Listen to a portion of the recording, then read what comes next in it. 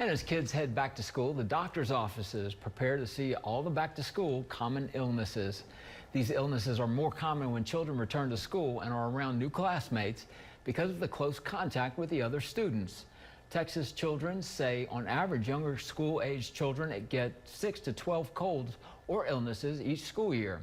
A local pediatric nurse explains what these common illnesses are.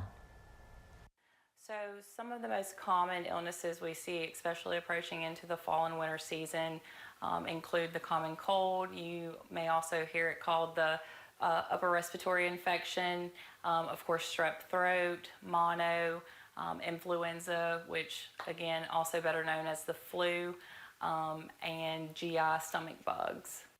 Hughes explains how kids can come in contact and get these illnesses. So most kids obtain these illnesses through droplets in the air, which include coughing, sneezing primarily, but also just not covering their mouth or nose, and then using their hands, and then touching other surfaces and or kids. So make sure you check in with your primary care doctor if your kids show any signs of becoming sick so they can get back on the road to a speedy recovery.